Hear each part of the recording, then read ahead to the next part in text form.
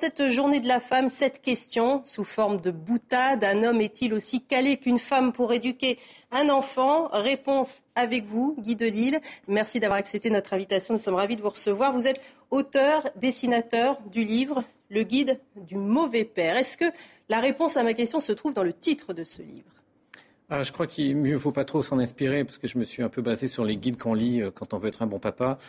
Sauf qu'après les avoir lus, après avoir eu des enfants, il y a toujours des moments où on n'est pas toujours au top. Et voilà, j'ai voulu s'y montrer que de temps en temps, c'était pas toujours facile. Alors c'est presque autobiographique, enfin vous allez me le dire, parce qu'on y retrouve vos deux enfants, Louis et Alice, les deux petits personnages que l'on retrouve tout au long de cet ouvrage. Est-ce qu'il y a une spécificité à la paternité? Vous venez du Québec. Est-ce que outre-Atlantique, par exemple, être père est différent que ce que vous pouvez trouver dans d'autres pays francophones? Je crois pas. Peut-être qu'au Québec, les pères étaient peut-être un peu plus présents avant et ils étaient plus près des enfants pour l'éducation un peu avant la France. Mais maintenant, je crois que ça surprend pas beaucoup quand je dis que j'ai accompagné ma femme dans des pays à l'étranger et puis je me suis, moi, occupé des enfants comme ça, elle pouvait travailler. Je crois que maintenant, ça surprend plus tant que ça en France. Alors, vous avez travaillé aussi, même quand vous avez accompagné votre femme, puisque vous avez écrit des bouquins par lesquels le monde entier vous a connu. Pyongyang, Chronique birmane, Chronique de Jérusalem, qui a été vendue à plusieurs centaines de milliers d'exemplaires. On a évoqué la Birmanie, là, à l'instant, dans ce journal. Est-ce que si vous deviez écrire un tome 2, est-ce que vous pensez qu'il serait fort différent, on l'espère, de ce premier tome au niveau du fond?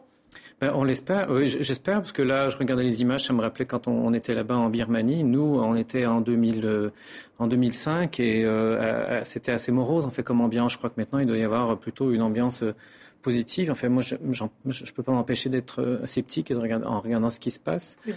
Prudence, ouais, mais en fait, bon, ça a l'air d'aller dans la bonne direction. C'est plutôt des bonnes nouvelles qu'on reçoit de là-bas, mais bon, faut quand même regarder, voir ce qui se passe. Mais c'est sûr que l'ambiance doit être beaucoup plus positive qu'à l'époque, en 2005. Parce que vous avez l'art de retranscrire la réalité, une réalité qui vous a toujours sauté aux yeux. Vous avez toujours trouvé inspiration dans quoi? Dans la vie quotidienne, finalement. Oui, je fonctionne peut-être un peu comme un ethnologue. Moi, j'aime bien. Je me retrouve pendant un an dans la capitale de la Birmanie, où après j'étais en Jérusalem, et après, voilà, par les petites observations que je fais, j'aime bien fonctionner par petites touches et donner sur un bouquin comme Chronique de Jérusalem qui est 300 pages, ça donne après une image à un moment donné, vue par un étranger, de ce qu'on peut vivre quand on est pendant une année à Jérusalem. Alors vos œuvres ont été traduites en 13 langues. Pour les Chroniques de Jérusalem, 150 000 exemplaires ont été vendus. Vous me corrigez si c'est le chiffre que vous connaissez. Est-ce que vous pensez que c'est l'autodérision qui fait le succès de vos œuvres? Le succès, ça serait dur à expliquer. Je crois qu'en partie, les gens me suivent vu que j'avais fait un livre sur la Chine, sur la Corée du Nord, sur la Birmanie. Donc je crois qu'il y a des lecteurs qui seront prêts à voyager avec moi un peu partout où je peux aller. Lecteurs. Ouais, il y a une certaine complicité qui s'est faite avec le lecteur, donc ils m'ont suivi et du coup ça a augmenté. Le fait que ce soit Jérusalem aussi, parce qu'il y a beaucoup plus de références pour les gens qui sont allés beaucoup plus à Jérusalem que à Pyongyang ou à Pyongyang. Donc il y a un peu ces deux phénomènes. Et alors, ces lecteurs assidus vous suivront vers d'autres destinations prochainement?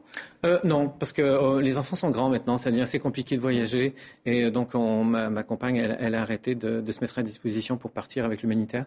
Donc maintenant, on s'arrête là où on est, dans le sud de la France, à Montpellier. Et maintenant, au lieu de regarder des pays, je regarde... Il y a des chroniques à faire sur les Français du sud de la France, non? Ouais, peut-être, mais maintenant, je fais trop partie du milieu, il n'y a plus le décalage donc sur lequel j'aime bien travailler, donc ça serait difficile à faire. Donc maintenant, je me concentre sur les enfants et je les observe comme j'observais les pays avant.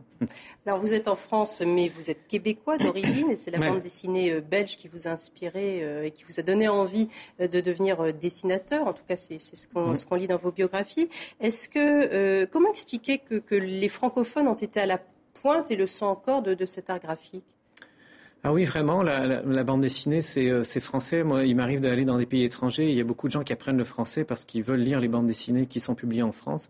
Bon, même si elles sont traduites pour pas nombre d'entre elles. En France, on traduit beaucoup. On traduit tout ce qui est italien, espagnol, allemand, américain. Mais l'inverse, c'est pas vrai. Les Japonais traduisent pas beaucoup de livres qui viennent de bandes dessinées qui viennent de l'Europe. Donc Tintin d'Hergé. Oui, mais ça fait que Tintin et c'est quand même, ça fait un moment Tintin, mais avec tout ce qui se passe aujourd'hui comme nouveauté en bande dessinée, avec les mouvements et puis le paysage de la bande dessinée a changé beaucoup depuis 15 ans. Voilà, ils savent pas trop ce qui se passe aujourd'hui en bande dessinée. Donc la francophonie est vraiment particulière par rapport à ça. Et moi au Québec, oui, on était nourri par tout ce qui était franco-belge. Moi j'ai lu tout ce qui était Schtroumpf, Tintin, Lucky Luke et Astérix quand j'étais jeune, c'était assez naturel. Guy Delisle, merci d'avoir accepté notre invitation. Donc, à lire le guide du mauvais père. On y trouve des chroniques absolument fabuleuses. La petite souris, la leçon de natation. Le père n'assiste pas à la séance alors que sa fille le voudrait. Je pense qu'on va tous se retrouver, ou en tout cas tous les pères vont se retrouver dans ce guide. Merci d'avoir accepté notre invitation et d'être venu sur le plateau de TV5 Monde.